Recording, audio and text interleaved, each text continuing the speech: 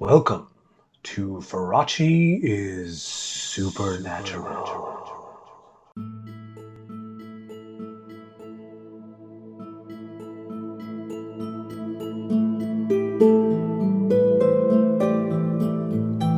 Once upon a time, the land of Cardeckia was ruled by a mighty king. Like all rulers, indeed like all people, the king had many moods, many faces. But to both his people and the peoples of the lands beyond, the king was known most for his graciousness, kindness, and love. One day, a plague descended upon Cardeckia. So many lost their lives that the king himself had to help dig the mass graves that eventually pockmarked his domain, and he began to change. He became the man the world saw, surveying the holes before him, leaning heavily upon a spade, tears staining his cheeks.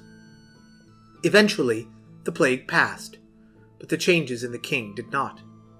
He turned away from the people and lived in seclusion, ruling in only the barest sense. For a long time, no one outside the castle walls caught even the barest glimpse of their king. And so, while life improved after the plague, Cardeckia remained a pale shadow of its former self. When the plague first came upon the land, a young knight set out from Cardeckia to find a cure. When he heard how things stood after the plague, he pledged to return Cardeckia to its former glory. He went to the mountains, where he slew a mighty dragon, and returned home with the dragon's hoard of diamonds as a gift for the king. The king was pleased, and for the first time since the plague passed, he appeared before his people.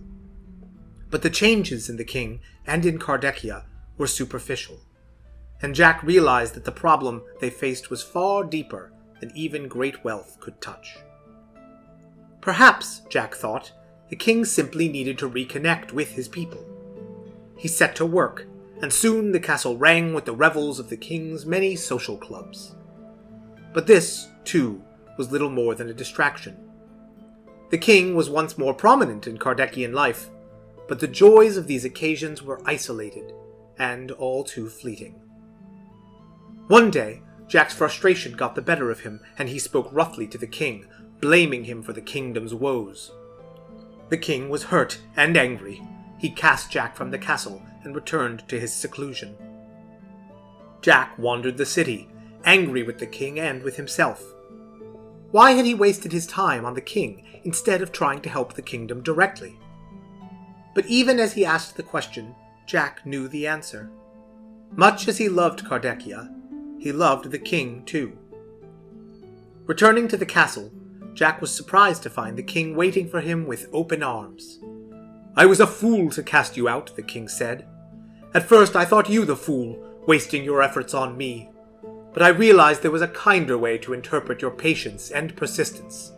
I hope it is not presumptuous to say that I love you too."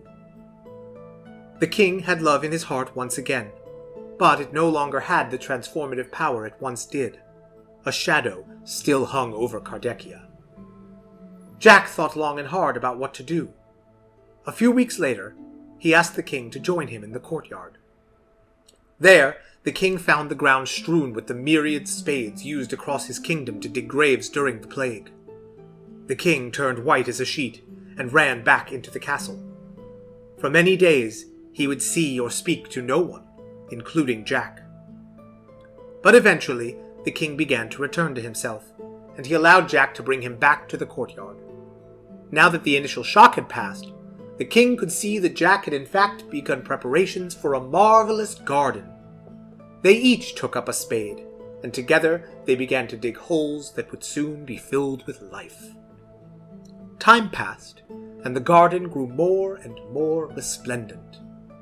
But beauteous as it was, it could not hold a candle to the majesty of Cardeckia itself, which, under the duo's tender care, became a paradise surpassing all others. A paradise in which Jack and the king lived happily ever after. The